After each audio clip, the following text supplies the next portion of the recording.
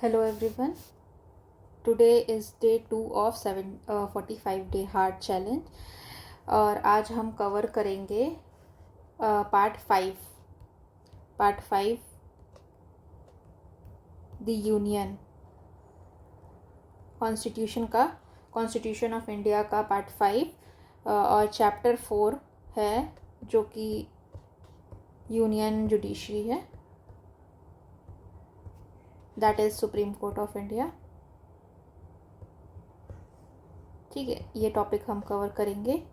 इसकी रेंज आपको ध्यान में रखनी है, आर्टिकल 124 टू 147। ठीक है, चैप्टर याद रखना है, यहाँ से भी एक क्वेश्चन बन जाते हैं। पार्ट 5 का पार्ट है ये। ठीक है, पार्ट 5 चैप्टर 4 और आर्टिकल 124 से 147। ठीक है, अब इसके अंदर जाने से पहले हम ग्राउंड रूल्स को फिर से आपको रीइंस्टेट कर देते हैं, फिर से बता देते हैं। ग्राउंड रूल्स यही है कि आप 2x स्पीड में देखेंगे क्योंकि आपको ज़्यादा टाइम वेस्ट नहीं करना है खुद का। ठीक है, क्वेश्चन को आप पॉज करेंगे, जब मैं क्वेश्चन दिखाऊंगी पॉज करेंगे, आंसर लिखेंगे, आंसर राइट डाउन करेंगे, देन आप अपना आंसर चेक करेंगे। देन आप अगर वो सही हुआ तो मूव कर जाना है आपको, अगर गलत हुआ तो आपको राइट डाउन करना है अपनी बेयर एक्ट में ही।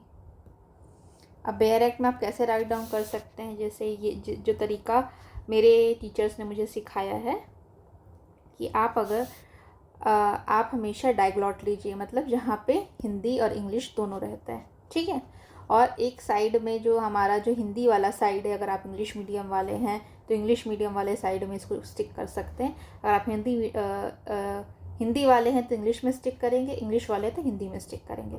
ठीक है, और यहाँ पर आप क्या स्टिक करेंगे, हमारा स्टिकी नोट्स होता है जिसमें यहाँ से यहाँ तक एक तरह से ग्लू लगा रहता है, तो ये ऐसे स्टिक हो जाता है। तो आप उसी में ही जितने सारे नोट्स हैं, जितनी पॉइंट्स हैं, बेसिकली जब भी आप PYQ सॉल्व करेंगे तो आपको कुछ ना कुछ ऐसे पॉइंट्स मिल जाएंगे जो कि बेयर एक्ट में नहीं दिए गए हैं, तो आप उस प्रोविज़न के बगल में ही उसको राइट डाउन कर लेंगे ताकि आपका जो बेयर एक्ट है वो एग्जॉस्टिव बन जाएगा, मतलब कंप्लीट इन इटसेल्फ बन जाएगा। तो इस तरह से आप कर सकते हैं। ठीक है, अब टॉपिक में को स्टार्ट करने से पहले आपको सारे सेक्शंस याद होने चाहिए।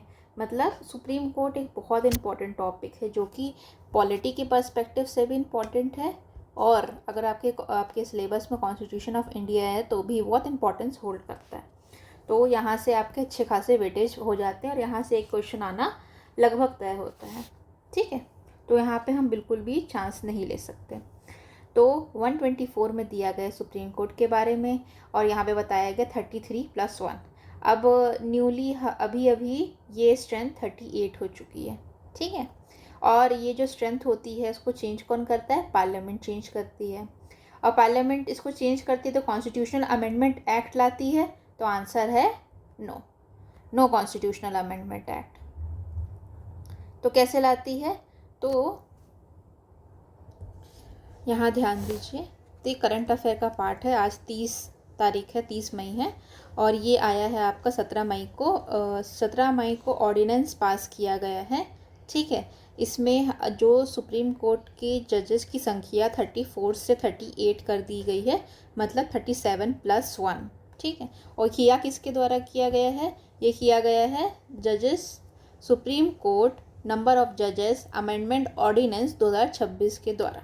ठीक है, अब ये ऑर्डिनेंस का कौन प्रोमलगेट करता है, तो ये पावर है प्रेसिडेंट के पास। ठीक है, और प्रेसिडेंट के पास ये पावर किस में है, under article 123 ordinance making power. तो ऐसे ही आपको चीज़ों को कनेक्ट करना है, तभी आपका रिवीजन होगा और आपको चीज़ें सही तरीके से याद होगी। मूविंग ऑन, तो हमारे जजेस की संख्या कितनी हो गई है, 37+1। ठीक है, फिर 125 बात करता है सैलरीज और ऑर्डिनेंसेस के बारे में।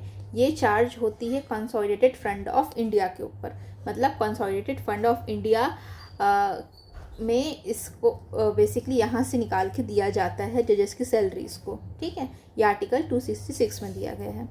अब याद करेंगे 126, 127 एंड 128। 126 बात करता है एक्टिंग चीफ जस्टिस की, 127 बात करता है एडहॉक जजेस की, एंड 128 बात करता है रिटायर्ड जजेस की। तो ऐसे याद कर से AC, AD और R। पहले AC होगा, फिर AD होगा, C पहले आता है, पहले D, फिर D आता है, और ये R करके हम याद कर सकते हैं, सीक्वेंस में है AC, AD, R, ठीक है। तो 126 में है एक्टिंग चीफ जस्टिस, 127 में एडहॉक जजेस के बारे में, एंड 128 में है रिटायर्ड जजेस के बारे में, ठीक है। जब भी पेंडेंसी ऑफ केसेस ज़्यादा हो जाती है तब रिटायर्ड जजेस को एज जज अपॉइंट कर लिया जाता है और उनको सेम सैलरीज और रिम्यूनरेशन मिला देते हैं जैसे सिटिंग जज का होता है। फिर 129 में कोर्ट ऑफ रिकॉर्ड या कंटेम्प्ट के बारे में बताया गया है सुप्रीम कोर्ट के। 133 में सीट के बारे में दिया गया है जो कि न्यू दिल्ली है। फिर 131 में ओरिजिनल जुरिस्डिक्शन के बारे में बात की है। 132 में अपीलेट जुरिस्डिक्शन के बारे में बात की है। 133 में सिविल प्रोसीजर, सिविल मैटर में अपील के बारे में बात किया गया है। 134 में क्रिमिनल मैटर में अपील के बारे में बात की गई है, और ये वाली अपील कॉन्स्टिट्यूशन के इंटरप्रिटेशन के बारे में होता है। 134 में सर्टिफिकेट की बात की जाती है, जब भी अपील के लिए जाते सर्टिफिकेट लगती है, उसकी बात की गई है। 135 में फेडरल कोर्ट के बारे में बात की गई है। 136 में SLP के बारे में बात की। SLP क्या होता है? That is special leave petition. अब ये क्या होता है? जब भी कोई स्पेशल सर्कमस्टेंसेस आते हैं तब कोई भी व्यक्ति सुप्रीम कोर्ट जा सकता है अपना मैटर लेकर के, उसको बोलते हैं SLP। फिर 137 में रिव्यू के बारे में बात की। 138 में एनलार्जमेंट के बारे में बात की, enlargement of the power of the Supreme court. फिर 139 में बात की गई है power to issue Ritz. 139A में बात की गई ट्रांसफ़र केसेस के लिए। 140 में बात की एंसिलरी पावर के लिए। 144 में बात की है डॉक्ट्राइन ऑफ प्रेसिडेंस, मतलब कोई भी जो भी जजमेंट आता है सुप्रीम कोर्ट का वो बाइंडिंग होता है on the lower court as law.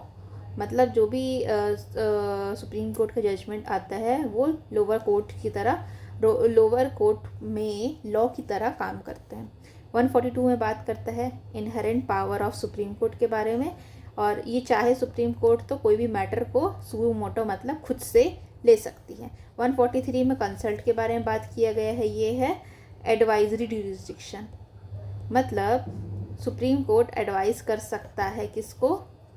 President को। अगर प्रेसिडेंट कोई भी मैटर में अगर उनसे कुछ भी रेफरेंस मांगते हैं, मीन्स कोई सवाल पूछते हैं, तो इन केस सुप्रीम कोर्ट को आंसर देना पड़ेगा, और उसकी कंडीशंस दी गई है जो कि मैं आपको थोड़ा डिटेल में बताऊंगी। 144 में बात की गई है act on aid and act in aid to Supreme Court. 145 में रूल्स के बारे में बात की। 146 में ऑफिसर के बारे में बात की। 147 में इंटरप्रिटेशन के बारे में बात की। मतलब यहाँ से 144, 46, 47 ये इतना इंपॉर्टेंट होल्ड नहीं करता, बाकी ऑलमोस्ट सारे सेक्शंस इंपॉर्टेंट हैं। मूविंग ऑन, आप ऐसा ही छोटा छोटा सा अपना स्टिकी नोट्स बना करके स्टिक कर सकते हैं, इससे आपकी बैरेट पूरी एग्जॉस्टिव और पूरी कंप्लीट बन जाएगी। तो ये मैं आपको पढ़ाऊंगी जब ये टॉपिक आएगा। चलिए अब क्वेश्चन नंबर 1 से शुरू करते हैं। तो what are the requirement for the removal of जजेस और सुप्रीम कोर्ट? पॉज करिए, आंसर को अपने कॉपी में नोट करिए, फिर आप देखिए कि आपका आंसर सही है कि नहीं है। तो क्या क्या रिक्वायरमेंट है रिमूवल करने के लिए सुप्रीम कोर्ट के जजेस की? अब अगर आपने प्रीवियस वीडियो देखा होगा तो उसमें रिमूवल ऑफ जज के बारे में मैंने बताया था कि अगर किसी भी जज को रिमूव करना उसका प्रोसीजर क्या होता है। तो इसमें यही है कि सबसे पहले ऑर्डर लगेगा प्रेसिडेंट का, मोशन पास किया जाएगा both house of the parliament, और जो मोशन रहेगा हमारा वो स्पेशल मेजॉरिटी से पास होगा। तो आंसर होगा डी। तो रिक्वायरमेंट्स क्या क्या है हमारे? सारे रिक्वायरमेंट्स रहेंगे। ऑर्डर लगेगा प्रेसिडेंट का, मोशन पास किया जाना चाहिए both house of the parliament with special majority. तो आंसर इज डी। फिर दिया गया ऑर्डिनेंस जुरिस्डिक्शन कहाँ है? तो ऑर्डिनेंस जुरिस्डिक्शन कहाँ है हमारा? तो इसका आंसर है 131। फिर से अगर हम लोग रेफ़र करना चाहें इसको, हमारा जो लिस्ट था, तो यहाँ पे है 131 में ऑर्डिनेंस ओरिजिनल जुरिसडिक्शन दिया गया है। Moving on, under which of the following article of the constitution the Supreme Court has power to review its own judgment on decision. तो डिसीजन को रिव्यू करने का पावर कहाँ पे है, तो हम लोग जाएंगे, इसका आंसर है 137 में। आप ऐसे ही अपनी भी कॉपी में नोट डाउन कर सकते हैं और उसको देख सकते हैं, तभी आपकी मसल मेमोरी होगी।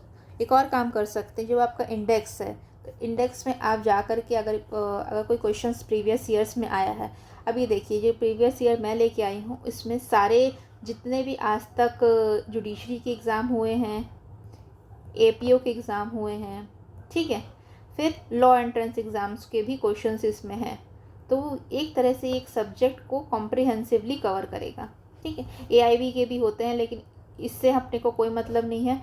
लॉ एंट्रेंस अगर ज़्यादा डेप्थ में पूछ रहा है या केस लॉ पूछ रहा है, तब भी अपने को मतलब नहीं, अपने को देखना है जुडिशरी के क्वेश्चंस, APO के क्वेश्चन, APP के क्वेश्चन, ठीक है, जो कि या JLO के क्वेश्चन, जिसे राजस्थान में JLO होता है, और जितने भी जुडिशियल सर्विसेज के क्वेश्चन है, इस पर हम लोग को ध्यान देना है। तो रिव्यू की पावर कहाँ दी गई है, तो 137 में दी गई है। अच्छा, अगर हम एक और अच्छा तरीका होता है इसको सॉल्व करने का, जो आंसर है उसको तो हम लोग को बताना ही है, और प्लस उसके अलावा 4 ऑप्शन में वो क्या चीज़ें हैं उसको भी हमको करना है। तो बताइए 132 में क्या है, तो 132 में है, 132 में क्या है, 133 में क्या है, और 134 में क्या है। तो 132 में है अपीलेट, 133 में है सिविल मैटर, 134 में है क्रिमिनल मैटर। तो ये अपने को याद करना है, और 131 में हमारा ओरिजिनल है। तो आप ऐसे करके जितने क्वेश्चंस बन रहे हैं उसको भी नोट डाउन कर सकते हैं। रिव्यू पावर हमारी कहाँ में दी गई है, 137 में। तो 138 में क्या दिया गया है, एनलार्जमेंट के बारे में बात किया गया। Enlargement of jurisdiction of Supreme court, मतलब सुप्रीम कोर्ट की जुरिसडिक्शन को बढ़ाया जा सकता है किस चीज़ में, on union list. Union list के मैटर में सुप्रीम कोर्ट की जुरिसडिक्शन को बढ़ाया जा सकता है, मतलब उसमें एक्ट कर सकता है कोई भी मैटर अगर यूनियन लिस्ट का है, अगर पार्लियामेंट उसको कन्फर करती है तो, ठीक है। तो 138 हो गया। 136 में क्या दिया गया है, तो 136 में दिया गया है SLP के बारे में, SLP। 135 में क्या दिया गया है, तो फेडरल कोर्ट के बारे में दिया गया है। Moving on, the court's power to do complete justice. अब ये किसके बारे में बात कर रहा है, इनहेरेंट पावर के बारे में बात कर रहे हैं। अब इनहेरेंट पावर से, अगर आपने इनहेरेंट पावर वर्ड सुना तो आपको 3 चीज़ें याद होनी चाहिए। तो इनहेरेंट पावर में आपको 3 चीज़ें हमेशा याद आनी चाहिए। पहला आर्टिकल 142, फिर section 528 of BNS and section 151 of CPC। ये सारे इनहेरेंट पावर के बारे में बात करता है। डिफरेंस ये है कि ये सुप्रीम कोर्ट के बारे में बात करता है, ये हाई कोर्ट के बारे में बात करता है, और ये एनी कोर्ट के बारे में बात करता है, ठीक है। तो ये चीज़ें आपको तुरंत कनेक्ट करनी चाहिए, आपको याद आनी चाहिए ये सारी चीज़ें, ठीक है। अब यहाँ पे भी देख लेते तो हमारा आंसर क्या है, 142। तो 141 में क्या है, आप सोचिए आप, तो ये बात करता है डॉक्ट्राइन ऑफ प्रेसिडेंट के बारे में,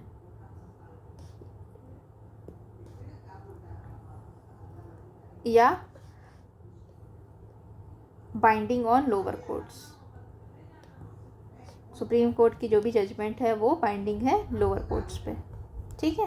143 के बारे में क्या है अपना, तो प्रेसिडेंट सवाल पूछ सकते हैं, प्रेसिडेंट्स रेफरेंस या एडवाइजरी जुरिसडिक्शन,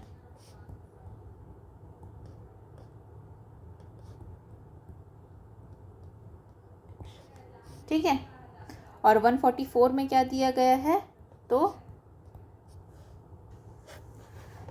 आर्टिकल 144 में दिया गया है सिविल जुरिसडिक्शन, सिविल और जुडिशियल अथॉरिटी जो है वो एक्ट करेगी किसके, advice of the Supreme court, ठीक है। तो अपन नेक्स्ट क्वेश्चन में आते हैं। अब एडहॉक जज के बारे में बात किया गया है, तो एडहॉक जज के बारे में हमने कहाँ पढ़ा था, आते हैं हमारे चार्ट के ऊपर। एडहॉक जज के बारे में हमने पढ़ा था 127 क्यू में, ठीक है, तो आंसर होगा 127। ओ चलिए, एडहॉक तो हमने देख लिया, बट इसमें सवाल को अगर आप अच्छे से पढ़ेंगे तो पता चलेगा इसमें कि क्या दिया गया है। Which of the following dormant provision of the constitution of India has been invoked by the Supreme Court of India for appointment of ad hoc जजेस to deal with backlog cases in the High court.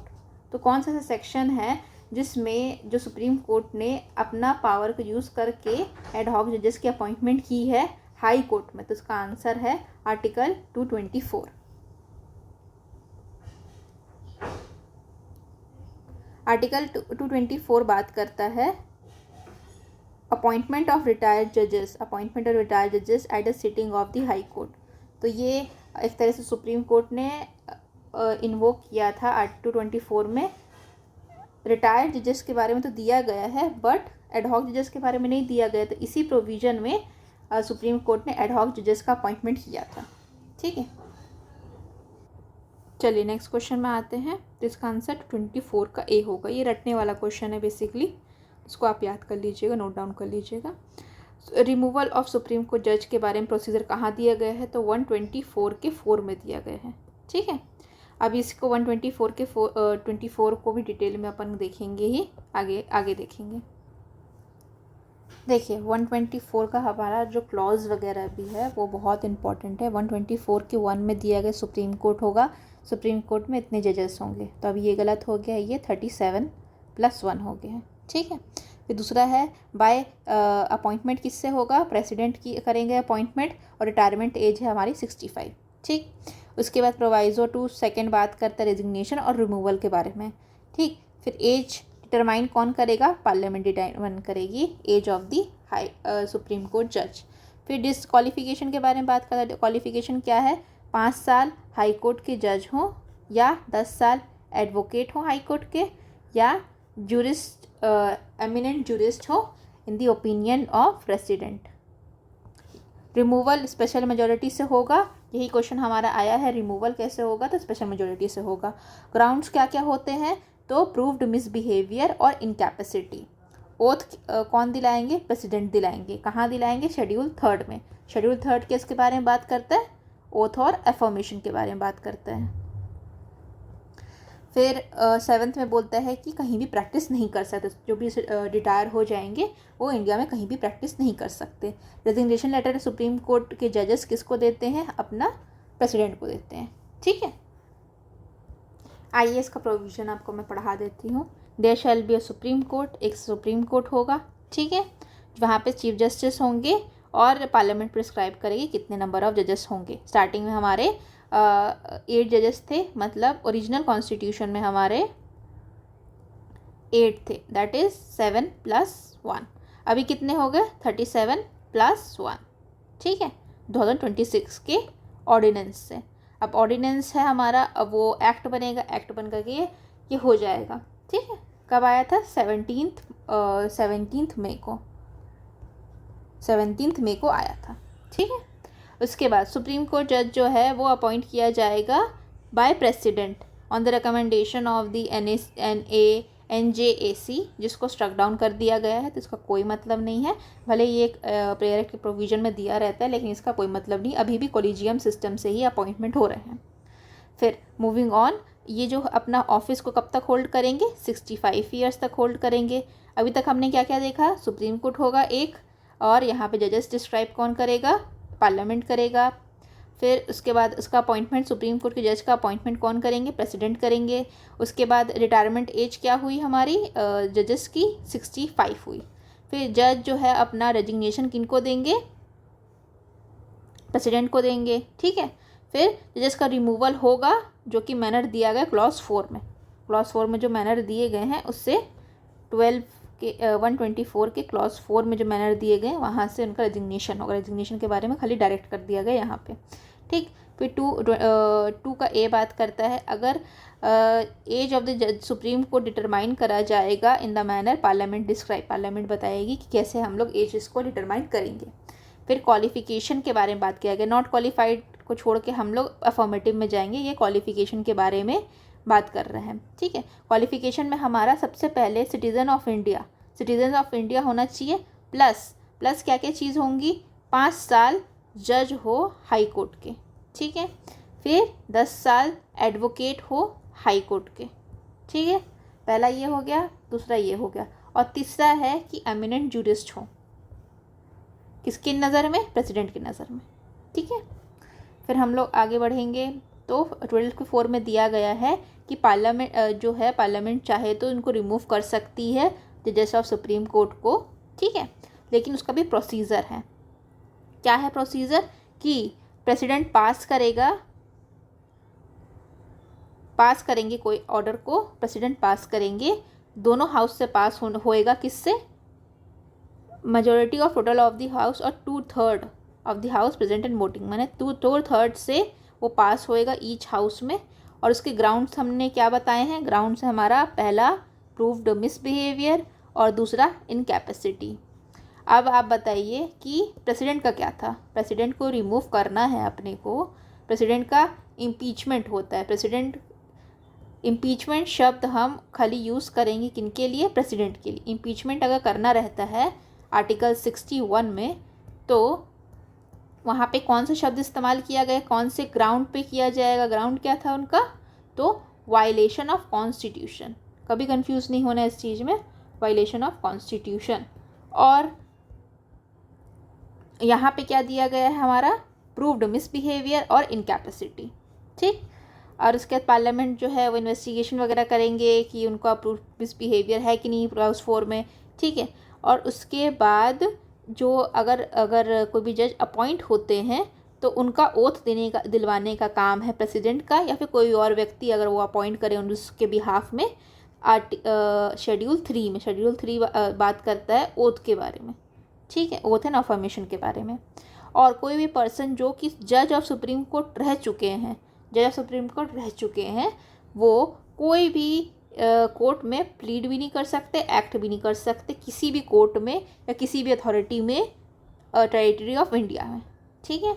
अब ये NJAC आ चुका है, जो कि इसका कोई मतलब नहीं है क्योंकि ये स्ट्रक डाउन कर दिया गया था by Supreme Court itself. Struck down कर दिया गया था 99th amendment constitutional amendment act के साथ, 2014 में आया था जो। और इसका केस का हमारा है 4th जजेस केस, जिसका नाम आप नोट करेंगे, supreme court advocate on record association and another's versus union of India 2016, ठीक है।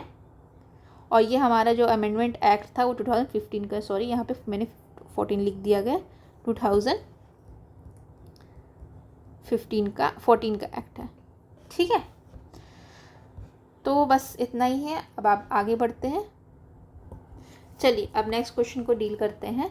तो नेक्स्ट क्वेश्चन बात करता है हमारा आर्टिकल 131 बात करता है ओरिजिनल जुरिसडिक्शन के बारे में, सही है। आर्टिकल 132 से लेके 136 बात करता है अपीलेट जुरिसडिक्शन के बारे में, सही है। और आर्टिकल 143 बात करता है एडवाइजरी जुरिसडिक्शन के बारे में, सही है। अब यहाँ पे 132 से लेकर के 133, 134, 135 एंड 136 आप बताएंगे, ठीक है। आप भी अपने कॉपी में नोट करिए। तो 132 में क्या दिया गया, 132 में अपीलेट जुरिसडिक्शन के बारे में बात की गई है, 133 में क्रिमिनल सिविल के बारे में बात की गई है, सिविल मैटर के बारे में, 134 में बात की गई है क्रिमिनल मैटर के बारे में, ठीक है। 135 में बात की गई है फेडरल कोर्ट के बारे में, एंड 136 के बारे में बात की गई है SLP के बारे में। ये आपको बाय हार्ट याद होना चाहिए, एटलीस्ट सेक्शन नंबर्स तो आपको अच्छे से याद होने चाहिए, ठीक है। फिर एंसिलरी पावर के बारे में कहाँ दिया गया है, तो ये दिया गया है एंसिलरी पावर के बारे में 140 में दिया गया है, ठीक है। फिर which of the following article provides for complete justice, माने इनहेरेंट पावर के बारे में बात कर रहे हैं। इनहेरेंट कहाँ दिया गया है? आर्टिकल 142 में दिया गया है। अब 143 में जो भी ये कुछ सवाल ये है कि कोई भी रेफरेंस आया है आर्टिकल 143 में, तो मिनिमम नंबर ऑफ जजेस क्या होंगे जिसको सुनेंगे। तो इसके प्रोविज़न में ही इटसेल्फ लिखा गया है कि 5 जजेस होंगे, कॉन्स्टिट्यूशनल बेंच बैठेगी, कॉन्स्टिट्यूशनल बेंच बैठेगी, कोई भी मैटर रहेगा उसको देखने के लिए, सुनने के लिए। तो 84 का आंसर क्या है हमारा? B, that is 5। Moving on, minimum number of जजेस ये सेम है। जो भी क्वेश्चंस अगर रिपीट होते हैं उसको काट करके आप आगे बढ़ दीजिए, ताकि नेक्स्ट बार आप जब दोबारा सॉल्व करेंगे तो आप वही रिपीटेड क्वेश्चंस को बार बार सॉल्व नहीं करेंगे, न्यू क्वेश्चंस को सॉल्व करेंगे। A law declared by Supreme court becomes law of the land, ये किस में किया गया था? ये और बोल सकते हैं हम इसको डॉक्ट्राइन ऑफ प्रेसिडेंस, पहला। दूसरा, बाइंडिंग ऑन ऑल कोर्ट्स।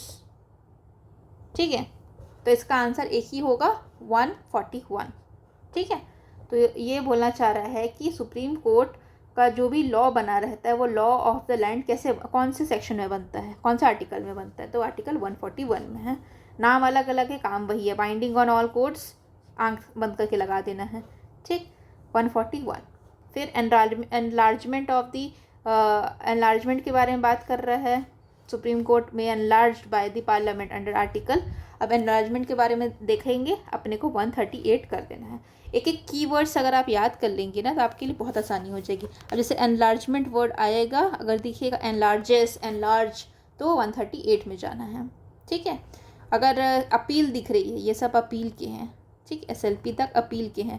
तो अपील में आपको अगर सिविल दिख रहा है तो गो विथ 133, और क्रिमिनल दिख रहा है तो गो विथ 134, और अगर कॉन्स्टिट्यूशनल का मैटर है, कॉन्स्टिट्यूशन ऑफ इंडिया का मैटर है, तो गो विथ 132, ओरिजिनल जुडिक्शन दिख रहा है तो 131। ऐसे करके आपको कीवर्ड्स में चीज़ें याद करती हैं, तभी याद होगा, वरना नहीं होगा याद।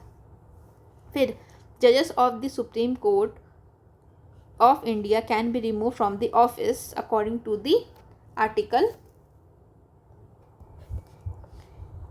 इसका आंसर है 124।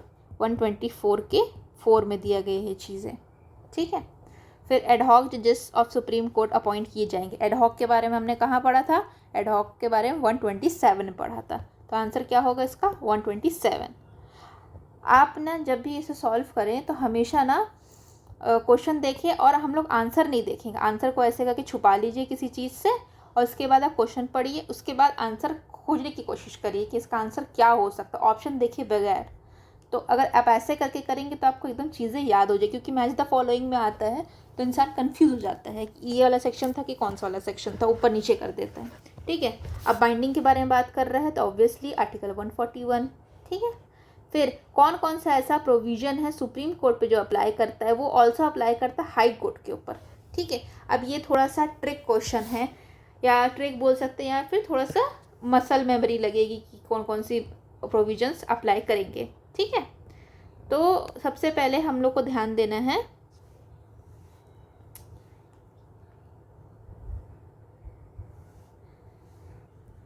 अब ये क्वेश्चन सॉल्व करने के लिए हम लोग को सबसे पहले पता होना चाहिए कि इसमें लिखा क्या है। तो 124 के 4 में दिया गया रिमूवल प्रोसेस के बारे में, 124 के 5 में दिया गया ग्राउंड्स के बारे में। वो क्या है?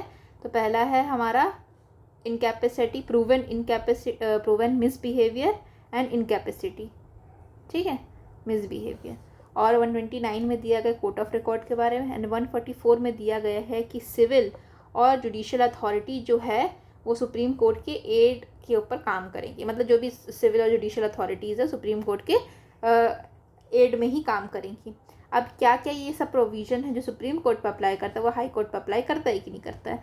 तो देखा जाए तो ये और ये दो ऐसे प्रोविज़न हैं जो कि हाई कोर्ट्स पे भी इक्वली अप्लाई करते हैं। अगर हम लोग हाई कोर्ट वाला प्रोविज़न देखेंगे तो ये चीज़ मेंशन की गई है, तो इसका आंसर होगा ए। तो आर्टिकल 124 का 4 एंड 124 का 5 अप्लाई करेगा हाई कोर्ट्स के ऊपर भी। ठीक है, अब इसमें दिया गया है नेक्स्ट क्वेश्चन है हमारा आर्टिकल कौन सा आर्टिकल है जो डिस्टिंग्विश जूरिस्ट के बारे में बात किया करता है सुप्रीम कोर्ट के अंदर किया जा सकता है। अब देखो इसका आंसर 124 होगा। 124 तो पता है अपने को, अब 1 है, 2 है, 3 है, इसके लिए हम लोग को एक एक डिटेल में पता होना चाहिए। तो एक बार फिर से रिवाइज कर लेते हैं, ठीक। तो पहला 1 में दिया गया जजेस के बारे में, 2 में दिया गया है कि अपॉइंटमेंट प्रेसिडेंट करेंगे और 65 उसकी रिटायरमेंट एज रहेगी। प्रोवाइजो 2 के प्रोवाइजो में रेजिग्नेशन के बारे में दिया गया, रेजिग्नेशन देंगे किसको, सुप्रीम कोर्ट के जजेस देंगे हाई प्रेसिडेंट को, और रिमूवल का प्रोसेस भी दिया गया है जो कि 4 को रिफ़र कर दिया गया है, ठीक। और इसका 2A में बात किया गया कि पार्लियामेंट डिसाइड करेगी कि क्या एज क्राइटेरिया रहेगा, ठीक है। डिस्क्वालिफिकेशन के बारे में 3 में दिया गया है। अब डिस्क्वालिफिकेशन जो है, या क्वालिफिकेशन बोल लीजिए, क्वालिफिकेशन में थर्ड जो C पोर्शन है वो बात करता है कि सुप्रीम कोर्ट के जजेस जो हैं वो उनका अपॉइंटमेंट किया जा सकता है बाय प्रेसिडेंट अगर वो एमिनेंट जूरिस्ट होंगे तो इसका आंसर होगा 124 का 3। Moving on, court of record के बारे में दिया गया तो 129 होगा आंसर। एक्टिंग चीफ जस्टिस के बारे में दिया गया, एक्टिंग तो पहले AC फिर AD होता है, तो पहले 126 में AC माने एक्टिंग चीफ जस्टिस, तो आंसर होगा 126। फिर 125 में क्या दिया गया है, सैलरी के बारे में दिया गया। 127 में क्या दिया गया, एडहॉक के बारे में दिया गया। 130 में क्या दिया गया, सीट के बारे में दिया गया है। आगे बढ़ते हैं, कोर्ट ऑफ रिकॉर्ड फिर वही आ गया 129। फिर कंटेम्प्ट इन इट सेल्फ के बारे में बात किया गया 129। कोर्ट ऑफ रिकॉर्ड और कंटेंट दोनों चीज़ें अगर लिखी होगी तो हमारा आंसर 129 होगा। अब देखिए इसको हम लोग छुपा देंगे, एक साइड से हम लोग इसको ये वाला पोर्शन को ढक देंगे और उसके बाद यहाँ से हम आंसर करने की कोशिश करेंगे, ठीक है। तो 136 में क्या दिया गया, 136 में SLP दिया गया है। आप ऐसे करके अपने जब भी अगर आप मॉक टेस्ट दे रहे हैं आपके पास कॉपी है तो यहाँ पे आप लोग नोट डाउन कर सकते हैं कि SLP दी गई है यहाँ पे। 134 में क्या दिया गया है, 134 में दिया गया है, यहाँ से हम छुपा देंगे इस चीज़ को, क्रिमिनल कोड्स के बारे में। 131 में क्या दिया गया है, ओरिजिनल के बारे में, ठीक है। और 130 में दिया गया सीट के बारे में। तो फिर मिला लीजिए आप सीट, अब यहाँ पे बगल में लिख दीजिए। D का आंसर क्या होगा, D का आंसर होगा, लेट्स टेक दूसरा पेन, D का आंसर होगा 2, ठीक। A का आंसर क्या होगा, तो A का आंसर होगा SLP आ गया, SLP ये है, तो A का आंसर 3। B का आंसर 134 में क्या है, 134 बात करते हैं क्रिमिनल कोड्स के बारे में, तो 134 का 1, तो 3142, 3142 क्या है, 3142, तो आंसर होगा D। इस तरह से आप करेंगे क्वेश्चन सॉल्व। ओरिजिन जुडिक्शन के बारे में बात किया है, 131 में दिया गया। Which court has the jurisdiction to decide dispute between central government and the state government, किसके पास अथॉरिटी है, तो ऑब्वियसली आंसर है हमारा कि सुप्रीम कोर्ट के पास अथॉरिटी है कॉन्स्टिट्यूशन ऑफ इंडिया में इस चीज़ को करने के लिए। क्या चीज़ को करने के लिए, डिसाइड करेंगे सेंट्रल गवर्नमेंट और स्टेट गवर्नमेंट का डिस्प्यूट होगा तो। अब ओरिजिनल जुडिक्शन को थोड़ा सा हम पढ़ लेते हैं, ओरिजिनल जुडिक्शन में दिया क्या है, ये ओरिजिनल जुडिक्शन के बारे में बात करता है। तो ओरिजिनल जुडिक्शन वर्ड थोड़ा सा निकलने में मुश्किल होती है, जुरिस्डिक्शन, तो ओरिजिनल जुरिस्डिक्शन के बारे में दिया गया 131 में। 131 में बात करता है अगर गवर्नमेंट प्लस स्टेट गवर्नमेंट के बीच में डिस्ट्रीब्यूट होगा तो सुप्रीम कोर्ट देखेगी। गवर्नमेंट प्लस नहीं रखेंगे, हम वर्सेस करेंगे, G वर्सेस S के बारे में होगा तो सुप्रीम कोर्ट करेगी। G plus S versus S होगा तो भी सुप्रीम कोर्ट करेगी। अगर S वर्सेस S होगा तो भी सुप्रीम कोर्ट करेगी। मतलब government versus state supreme court करेगी। गवर्नमेंट एक साइड में प्लस स्टेट है और दूसरे साइड में 2 स्टेट है या सिंगल स्टेट है तो भी, या स्टेट के बीच में डिस्प्यूट होगी तो भी, तो उस सब के बारे में लड़ाइयाँ होंगी तो उसको कौन देखेगा, सुप्रीम कोर्ट देखेंगे। ओरिजिनल जुरिस्डिक्शन में देखेंगे, कहाँ देखेंगे, आर्टिकल 131 में देखेंगे, ठीक है। और अगर इस डिस्प्यूट में डिस्प्यूट लॉ के ऊपर हो, फैक्ट के ऊपर हो, तब भी इसका अथॉरिटी होगा, ठीक है। चलिए आगे बढ़ते हैं। सुप्रीम कोर्ट जो है वो रिव्यू कर सकती है कोई भी अवार्ड जो कि दिया गया है inter state water dispute tribunal के द्वारा, उसको रिव्यू, अगर कोई भी जजमेंट दिया गया है, अवार्ड दिया गया है inter state water dispute tribunal के द्वारा, तो सुप्रीम कोर्ट उसको रिव्यू कर सकती है। ये पावर सुप्रीम कोर्ट के पास कहाँ है, तो ये आंसर है हमारा D। 136 में दिया गया है। और ये चीज़ हेल्ड की थी एक केस में, 2018 का केस है। अगर हम लोग इसके साइटेशन में जाएंगे 1701 ये क्लैट LLM का है। इतना डिटेल में हमारा APO एग्ज़ाम नहीं पूछता है। APO में बहुत सिंपल क्वेश्चन आते हैं, बट स्टिल एक बार देख लेते हैं कि state of Kerala versus state of Tamil Nadu 2018 का केस है। इसमें ये चीज़ हेल्ड किया गया था सुप्रीम कोर्ट के द्वारा कि अगर कोई भी अवार्ड आता है inter state water dispute tribunal के द्वारा, तो उसको सुप्रीम कोर्ट रिव्यू कर सकती है under special leave petition under 136। चलिए आगे बढ़ते हैं। सुप्रीम कोर्ट ये बात कर रहा है कि सुप्रीम कोर्ट के पास पावर है रिव्यू करने की, कोई भी जजमेंट उसने प्रोनाउंस किया या फिर ऑर्डर उसने बनाया है। तो रिव्यू की पावर कहाँ दी गई है, हमारा 137 में दी गई है। ठीक है, अगर आप यहाँ भी देखेंगे तो रिव्यू वर्ड कहाँ दिए गए, 137 में। तो ऐसे करके आप कीवर्ड्स याद करके कर सकते हैं। रिव्यू इट्स ओन डिसीजन 137, इसको तो काट देंगे हम। रिव्यू इट्स ओन जजमेंट 137 काट देंगे इसको भी। ठीक है, एकदम फास्ट आगे बढ़ेंगे। अच्छा, ये सवाल देखिए,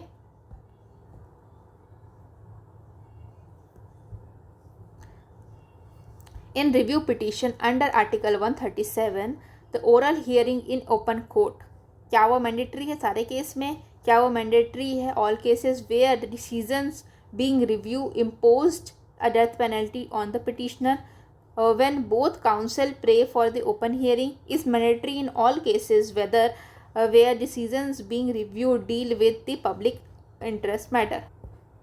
ये क्वेश्चन देखा जाए तो हमारा DGS में पूछा गया था 2018 में। इसका आंसर होगा B।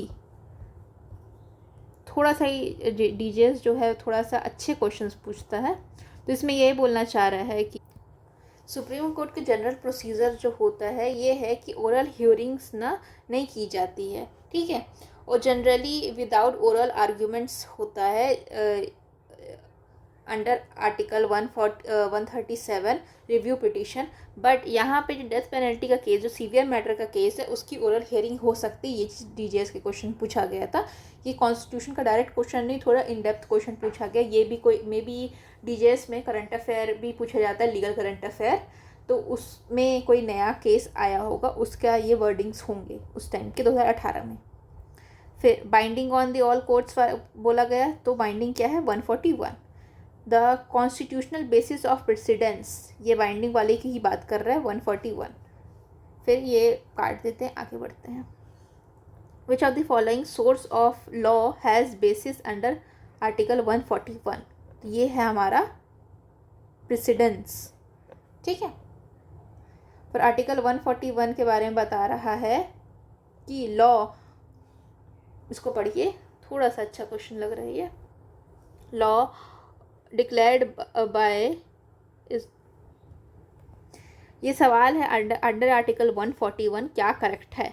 तो law declared is not binding on high court, sir गलत है। Law declared by the Supreme court shall be binding on all courts with in the territory of India, ये सही लग रहा है। एडवाइजरी ओपिनियन में भी गिवन, कोई मतलब नहीं है। ठीक है, फिर केस ऑफ स्टेयर डिसाइसिस, जैसे आपका अगर बेयर एक्ट आप खोलेंगे ना, तो आर्टिकल 147 के सामने स्टेयर डिसाइसिस लिख दीजिए,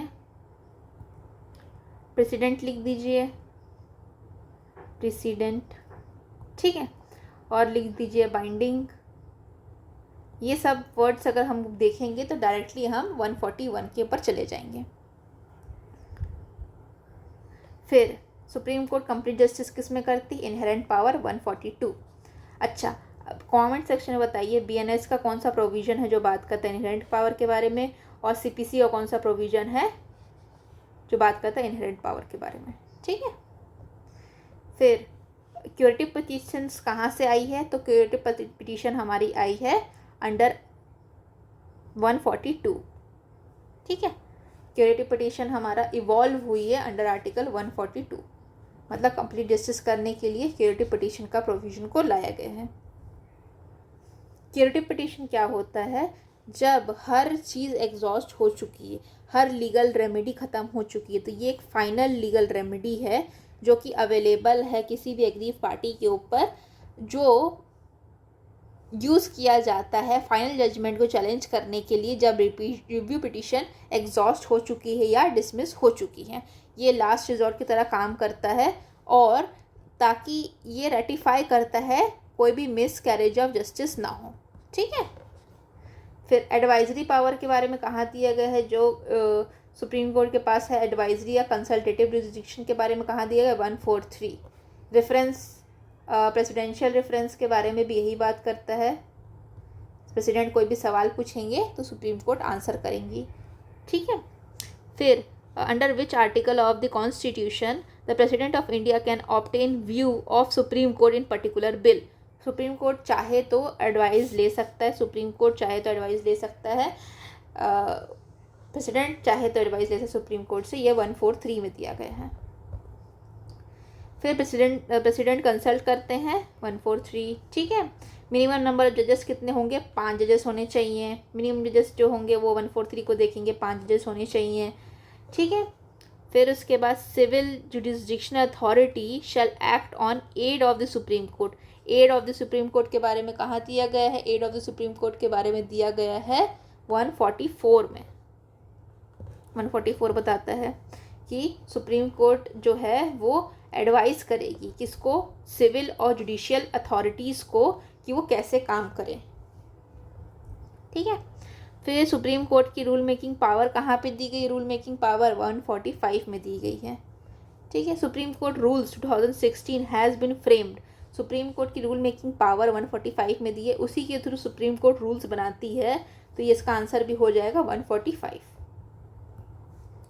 सुप्रीम कोर्ट अब ये मिसमैच है कि नहीं, इस चीज़ को चेक करना है। ठीक है, तो 137 रिव्यू पिटीशन के बारे में बात करता है, हाँ सही है।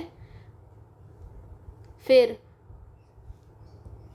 ठीक है, फिर 123 में क्या दिया गया है, ट्राइब्यूनल्स दिया गया है, तो ये गलत हो गया। 217 में बात करता है कि सुप्रीम कोर्ट जो है चीफ जस्टिस का कंसल्टेशन रिक्वायर्ड रहेगा। ठीक है, अपॉइंटमेंट के बारे में बात करता है हाई कोर्ट के जजेस के लिए, वहाँ पे चीफ जस्टिस का एडवाइस चाहिए रहता है। और 256 में बात करता है यूनियन के पावर की इशू डायरेक्शन इशू करने के लिए। ठीक है, अब इसको बिना देखे हम लोग इसको सॉल्व करने की कोशिश करेंगे। 129 में क्या दिया गया है बताइए, नोट डाउन करिए। 131 में क्या दिया गया, 132 में क्या दिया गया, 136 में क्या दिया गया है। ठीक है, तो इसको मैंने भी बिना देखे अपने नोट डाउन किया, ऐसे आपको भी रोक करके नोट डाउन करना है। 129 में क्या दिया गया है, 129 में कोर्ट ऑफ रिकॉर्ड के बारे में बात की गई। 131 में क्या गया, ओरिजिनल जुडिशन के बारे में बात की। 132 में अपील जुडिशन के बारे में बात की गई है। और 136 में SLP के बारे में बात की गई है। ठीक है, अब मिलाइए इसको। 129 में क्या दिया गया है, तो 129 का क्या होता है हमारा, कोर्ट ऑफ रिकॉर्ड, तो इसका होगा A का 4, B का 131 में क्या है 1, C का क्या होगा, C का 2, तो 4 1 2 3 आंसर होगा B। ठीक है, फिर नेक्स्ट आते हैं power to issue writ enforcement of fundamental right, Supreme Court और हाई कोर्ट। तो पहले सुप्रीम कोर्ट 32 और हाई कोर्ट 226 फंडामेंटल राइट्स को इन्फोर्स करना है, इशू करना है रिट को, तो वो कहाँ दिया गया है, तो 32 और 226 में दिया गया है। फिर अभी फिर से करेक्टली मैच है कि नहीं है। 141 में क्या दिया गया है, 141 में दिया गया है प्रेसिडेंट के बारे में, प्रेसिडेंट या बाइंडिंग के बारे में। ठीक है, और एडवाइजरी जुडिशन कहाँ पे दी गई है 143 में।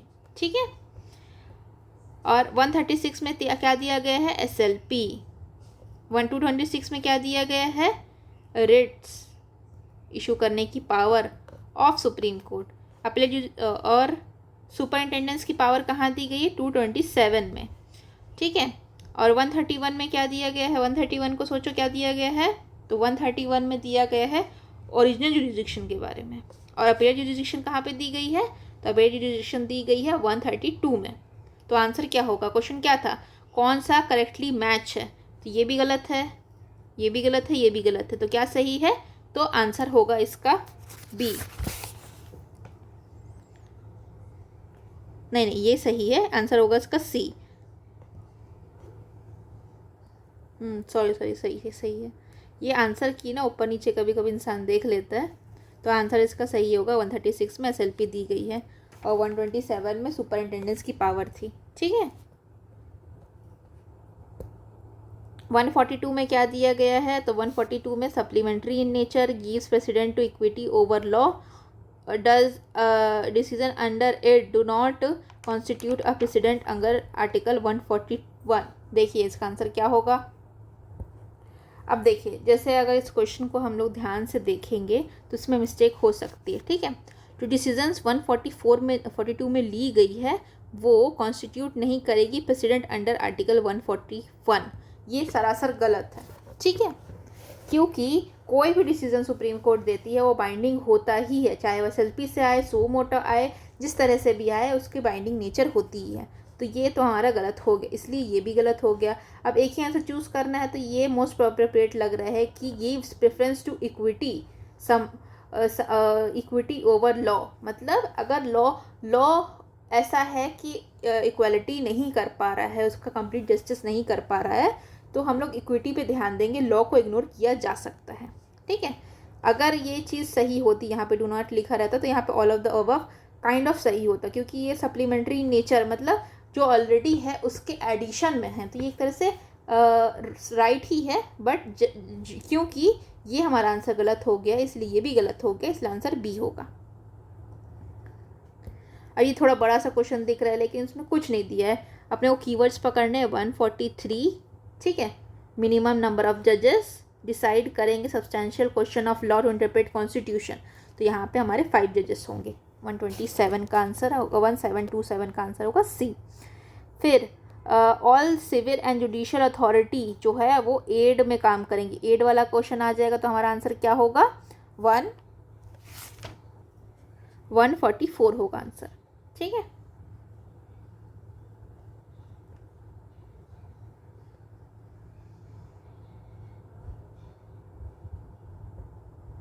अब ये क्लैट के क्वेश्चन से थोड़े ज़्यादा डिटेल में होते हैं, तो अगर ये क्वेश्चन हम अटेम्प्ट करना चाहे, following is true regarding the origin of collegium. Collegium क्या होता है, 4+1 जजेस जो होते हैं वो डिसाइड करते हैं कि नेक्स्ट सीजेआई क्या कौन होंगे, तो इसको कोलिजियम सिस्टम होता है, जो कि आया था सेकेंड जजेस केस से। ठीक है, तो इसके बारे में बोल रहा है कि 124 of the constitution provides for the establishment of collegium system. फिर judicial collegium system act 1999 provides for the collegium system. फिर constitution does not provide establish the constitution, हाँ ठीक है। फिर ये national judicial appointment supplements the collegium system, तो उसका answer क्या लग रहा है अपने को, सी लग रहा है मोस्ट अप्रोप्रिएट, क्योंकि हमको तो पता है 124 तो बाद में आया है, तो इसका कोई रिलेशन नहीं है कोलिजियम से, कोई ऐसा एक्ट भी नहीं बना है कोलिजियम का, कोलिजियम जो है कॉन्स्टिट्यूशन में प्रोवाइड नहीं किया है, ये चीज़ सही है। ठीक है, अब ये हम लोग इसको स्किप करते चलते हैं, क्लैट के क्वेश्चन है, फिर ये वाला हमारा यूजीसी नेट का क्वेश्चन है, तो थोड़ी डिटेल में क्वेश्चन आते हैं यूजीसी नेट के। फिर ये भी एलएलएम का क्वेश्चन है, लेकिन हम लोग इसको ट्राई करने की कोशिश करते हैं क्योंकि फेमिलियर दिख रहा है। अंडर आर्टिकल 142 सुप्रीम कोर्ट में पास सच डिक्री और make such order necessary for doing complete justice, D होगा आंसर इसका। ठीक है, कंप्लीट जस्टिस करता है। ये बिहार जेएस का क्वेश्चन है, the rule making power of Supreme Court, the rule making power of Supreme Court for regulating practice and procedure of court is not subject to any law made by the Parliament. कहने का मतलब ये है कि जो rule making power है supreme court का, वो खुद की प्रोसीजर बना सकते हैं और उसमें पार्लियामेंट कोई भी तरह का इंटरफेरेंस नहीं कर सकती। Only an partial and independent judiciary can protect the rights of individual without any fear. ठीक है, तो इसका आंसर क्या होगा, तो इसका आंसर होगा डी, मतलब ये वाला फॉल्स है और ये वाला सही है। क्यों सही है, क्योंकि कोई भी रूल मेकिंग पावर है सुप्रीम कोर्ट की, उसका रिव्यू कर सकती है पार्लियामेंट। ठीक है, लेकिन ये सेंटेंस सही है कि एक इम्पार्शियल जुडिशरी जो होती है प्रोटेक्ट करेगी इंटरेस्ट को, बट यहाँ पे रूल मेकिंग पावर आर्बिट्रेरी नहीं है, वहाँ पे सुप्रीम कोर्ट की रूल मेकिंग पावर पे पार्लियामेंट का एक तरह से हैंड है, मतलब उसमें वो इंटरफेयर कर सकती है।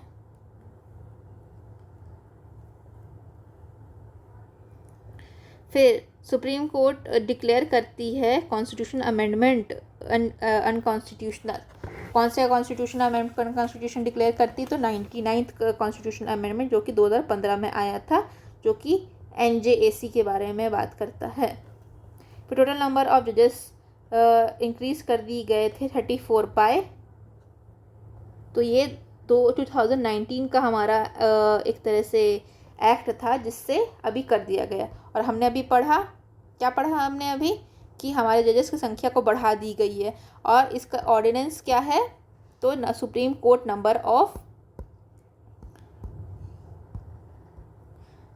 कोर्ट नंबर ऑफ जजेस अमेंडमेंट ऑर्डिनेंस 2026, जिसमें प्रेसिडेंट ने प्रोमलगेट किया है 17 मई 2026 को। चलिए आगे बढ़ते हैं। And which of the following institutions the जजेस of Supreme Court are allowed to work after the retirement? तो कहीं नहीं कर सकते, डी होगा आंसर, 136 का डी। सुप्रीम कोर्ट कहीं भी प्रैक्टिस, सुप्रीम कोर्ट के जज अगर रिटायर हो जाते हैं वो कहीं भी प्रैक्टिस या काम नहीं कर सकते।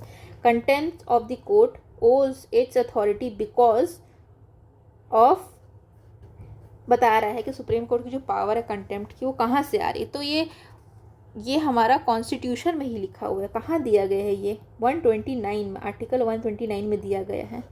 ठीक है। सुप्रीम कोर्ट जो है वो ओरिजिनल जुडिशन में कौन कौन से मैटर को देख सकती है? गवर्नमेंट वर्सेस स्टेट, फिर government plus state versus other state, या स्टेट वर्सेस स्टेट, तो सारे मैटर्स को देख सकती है। रूल ऑफ लॉ, ठीक है, which of the following is rule of law and independence of judiciary? Rule of law और इंडिपेंडेंस ऑफ जुडिशरी के बारे में कौन से प्रोविजन बात करती है? तो ये है हमारा judicial review. Judicial review rule of law को भी इन्फोर्स करता है और इंडिपेंडेंस और जुडिशरी के बारे में भी बात करता है। मिनिमम नंबर ऑफ जजेस रिक्वायर्ड होंगे सब्सटेंशियल क्वेश्चन ऑफ लॉ को डिटरमाइन करने के लिए, तो 5 जजेस लगेंगे। ठीक है, और ये कहाँ दिए गए हैं? Under article 143। फिर constitution of India empower Supreme Court to adjudicate dispute between centre and the state. Centre and state के बीच में जो मामला है उसको चेक करने का काम किसका है? सुप्रीम कोर्ट का। और ये दिया कहाँ है? ओरिजिनल जुडिशन में दिया गया, जो कि 131 में है। फिर Supreme Court of India in exercise of its jurisdiction make order necessary for complete justice. Complete justice word में देखूंगी तुरंत 142 को टिक कर दूंगी। फिर Chief justice of India is appointed by the president, he required to consult. जब भी Chief justice of India appoint किए जाते हैं बाय प्रेसिडेंट, तो प्रेसिडेंट को किनको कंसल्ट करना पड़ता है? तो यहाँ पे दिया गया है सच जजेस of High Court and Supreme Court as deem necessary. तो ये होगा इसका आंसर, तो इसका आंसर होगा डी। जब भी अपॉइंटमेंट करेंगे प्रेसिडेंट चीफ जस्टिस का, तो हमेशा कंसल्ट करेंगे जजेस और सुप्रीम कोर्ट या हाई कोर्ट, जो भी नेसेसरी हो। ये exact wordings of the constitution है। फिर which of the following is not essential condition for the appointment of जजेस? जजेस के अपॉइंटमेंट के लिए क्या क्या ज़रूरी होता है? सिटीजन हो, वो एक रिक्वायरमेंट है। सिटीजन से एक रिक्वायरमेंट है, सिटीजन। उसके अलावा हमारे 3 हमारे क्राइटेरिया दिए गए हैं, ये कंपलसरी सिटीजन होना, और 3 दिया गया है। तो 5 साल हो वो जज ऑफ हाई कोर्ट, सही है। फिर सिटीजन हो और 10 साल हो एडवोकेट ऑफ हाई कोर्ट, सही है। सिटीजन हो और वो ओपिनियन ऑफ द प्रेसिडेंट में डिस्टिंग्विश जूरिस्ट हो, तो इसका आंसर क्या हो जाएगा? बी होगा, क्योंकि ये गलत है। बाकी 3 कंडीशंस है, सिटीजन होना ज़रूरी है और बाकी 3 कंडीशंस फुलफिल करना ज़रूरी है। फिर अपॉइंटमेंट ऑफ जज of the Supreme Court after consultation with the collegium is open to judicial review on the ground of. कोई भी अपॉइंटमेंट हो रहा है सुप्रीम कोर्ट का, कंसल्ट करने के बाद जुडिशरी इसमें बोल रहा है कि अगर कोलिजियम का कोई भी कंसल्टेशन हो रहा है, कंसल्ट कर रही है सुप्रीम कोर्ट, जो है कंसल्ट करेगी कोलिजियम को, वो उसको जो कंसल्टेशन है कोलिजियम का, वो जुडिशियल रिव्यू हो सकता है अगर केस हो एलिजिबिलिटी का मामला हो, तभी जो कॉलेजियम कुछ भी उसमें कंसल्टेशन दे रही है उसको जुडिशियल रिव्यू हो सकता है, अदरवाइज नहीं होता। एक ही ग्राउंड दिया गया है, दैट इज़ इन एलिजिबिलिटी। फिर रिटायरमेंट एज सुप्रीम कोर्ट की जजेस की क्या है? 65 ईयर। हाई कोर्ट की जजेस की क्या है? 62 ईयर्स। और डिस्ट्रिक्ट कोर्ट के जजेस के डीसी की रिटायरमेंट एज है 60 ईयर्स। तो अपन ऐसे याद कर सकते हैं, सुप्रीम कोर्ट 65, हाई कोर्ट 62 और डिस्ट्रिक्ट कोर्ट 60। ठीक है। फिर which of the provision of the constitution of India applicable to both High Court and the Supreme Court? तो ये रिमूवल का प्रोसेस है जो कि सेम है, किसके लिए? हाई कोर्ट के लिए भी और सुप्रीम कोर्ट के लिए भी। द जजेस of the Supreme Court is appointed by president after consultation of chief justice plus 2 जजेस, by president after consultation of 4 जजेस plus chief justice of India, after consultation of the union of minister और after consultation of the collegium of जजेस of minister and the ये। तो ये भी नहीं है, ये भी नहीं है, ये होगा आंसर। 48 का बी होगा आंसर। जब भी प्रेसिडेंट अपॉइंटमेंट करेगी जजेस का तो कंसल्ट करेगी किसको? 4 जजेस को प्लस सीजीआई को। मतलब कॉलेजियम कितने लोगों का हुआ? 5 लोगों का हो गया, 4 + 1। तो supreme court in India shall also be court of record. देखिए ऑप्शन में है कि नहीं, तो ये सी होगा इसका आंसर। फिर president can appoint distinguish jurist of the Supreme Court, appoint कर सकता है डिस्टिंग्विश जूरिस्ट एज जज of Supreme Court only. Supreme Court में ही ऐसा प्रोविजन दिया गया है। और बेयर एक्ट में हमारे मतलब कॉन्स्टिट्यूशन में के वर्डिंग्स में हाई कोर्ट का जिक्र नहीं किया गया, इसलिए आंसर इसका बी होगा। A judge of the Supreme Court may be removed from his office under Article 124 का 4 by an order of the President on only the grounds of proved misbehavior सही है and incapacity सही है, तो इसका answer होगा D, proved misbehavior and incapacity। फिर strength जो है सुप्रीम कोर्ट की, what is the maximum strength of the जजेस ऑफ द सुप्रीम कोर्ट? तो उस टाइम पे इसका आंसर ये सब होना चाहिए था, लेकिन आज के टाइम में इसका आंसर टोटल स्ट्रेंथ है 38, 37 + 1। रिटायरमेंट एज क्या है सुप्रीम कोर्ट जज की? 65 ईयर्स। हाई कोर्ट जज की क्या है? 62 ईयर्स। डिस्ट्रिक्ट कोर्ट की जज की क्या है? 60 ईयर्स। फिर कौन ओथ देते हैं? Oath of secrecy in office देते हैं चीफ जस्टिस ऑफ इंडिया को, ये काम प्रेसिडेंट का है। The professor of university who is eminent jurist is eligible to be appointment as the जज ऑफ। एक यूनिवर्सिटी के प्रोफेसर हैं जो कि बहुत अच्छे जूरिस्ट हैं। और माइंड यू ना, ये जो एमिनेंट जूरिस्ट वाला प्रोविज़न दिया गया है अंडर आर्टिकल 124, ये कभी भी यूज़ नहीं हुआ। मतलब आज तक कोई भी ऐसा व्यक्ति नहीं मिला है जो कि जज नहीं है सुप्रीम कोर्ट का, बट उसको अपॉइंट किया जा सकता है प्रेसिडेंट के द्वारा एज सुप्रीम कोर्ट जज। तो इसमें एक एग्जाम्पल दे रहे हैं कि एक यूनिवर्सिटी के प्रोफेसर हैं, वो एमिनेंट जूरिस्ट के तौर पे एलिजिबल हैं, अगर तो उसका अपॉइंटमेंट कहाँ हो सकता है? तो इसका आंसर होगा सुप्रीम कोर्ट। आंसर होगा डी, 50, इसका आंसर होगा डी। फिर only that person can be appointed as a जज of Supreme Court who is citizen of India, ठीक है, और जिनके 5 साल के एक्सपीरियंस हो एज जज ऑफ द हाई कोर्ट, ठीक है। फिर सुप्रीम कोर्ट के हो जज of High court for 10 years नहीं है। एडवोकेट होने चाहिए, एडवोकेट एटलीस्ट 15 ईयर्स नहीं है, और ये भी नहीं है। तो आंसर इसका होगा ए।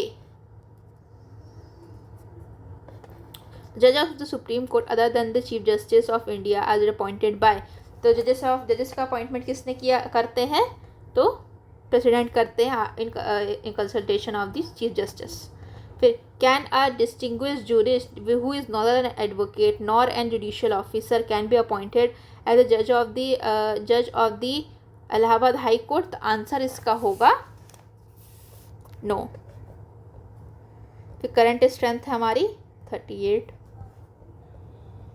फिर फॉर रिमूवल ऑफ द जज of the Supreme court special majority से पास करना पड़ेगा। तो यहाँ पे 2/3 तो अपने को पता है, लेकिन 2/3 ऑफ द क्या है? 2/3 of the member of present and voting of majority of total house, या 2/3 है हमारा मेंबर ऑफ द हाउस, या 2/3 हमारा टोटल मेंबरशिप। तो मेरे को ऐसा याद आ रहा है कि इसका आंसर होगा 2/3 of the member of present and voting and the majority of total membership, ठीक है। मेजोरिटी होनी चाहिए टोटल मेंबरशिप की, और 2/3 of the member present and voting होनी चाहिए।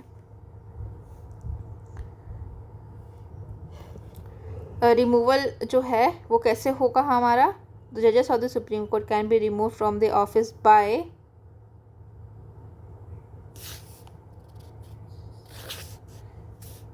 बाय प्रेसिडेंट, और ये रिजोल्यूशन पास होगा तभी होगा।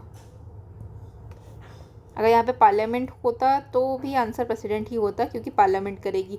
Bye resolution pass by the Parliament, by president होना चाहिए आंसर। फिर an eminent jurist can be appointed as जज ऑफ, एमिनेंट जूरिस्ट को अपॉइंट किया जा सकता है सुप्रीम कोर्ट के जज के द्वारा, मतलब जज की तरह अपॉइंट किया जा सकता है। फिर ये रिपीटेड क्वेश्चन है क्वालिफिकेशन के ऊपर, तो इसको हम लोग स्किप करेंगे। Which of the following statement is correct with regard to the appointment of जज ऑफ द सुप्रीम कोर्ट, कौन सा सही है जज ऑफ द सुप्रीम कोर्ट के बारे में। The CJI should consult a collegium of 4, ये सही लग रहा है। इवन 2 जजेस of the collegium give adverse opinion should send the recommendation to the government, ऐसा कुछ नहीं है, ऐसा कुछ भी नहीं है, तो इसका आंसर होगा 65 का A। फिर essential condition for the appointment of the जज ऑफ द सुप्रीम कोर्ट, तो क्या क्या कंडीशन है, सिटीजन होना चाहिए, ठीक है। फिर 5 ईयर्स का एक्सपीरियंस होना चाहिए एज जज ऑफ हाई कोर्ट, ठीक है। 10 ईयर्स का एक्सपीरियंस होना चाहिए as advocate of High Court, ठीक है।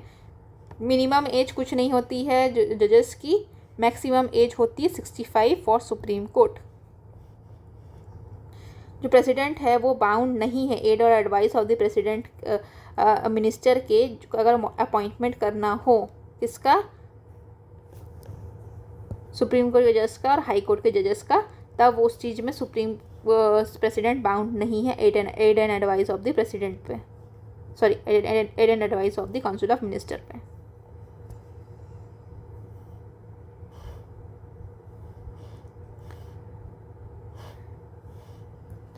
चलिए इतना काफ़ी है आज के लिए, और जुड़े रहिए इस सीरीज़ से, क्योंकि ये Day 2 हो गया हमारा। ऐसे ही हम 45 दिन तक कंटिन्यू क्लासेस करेंगे। साथ में मेरे रिवाइज करिए, टॉपिक को नोट डाउन करिए, और कोई चीज़ नहीं देखी तो उसको लिख लीजिए अपने बेयरट में, जैसे मैंने तरीका बताया है। और stay connected, stay happy, God bless you.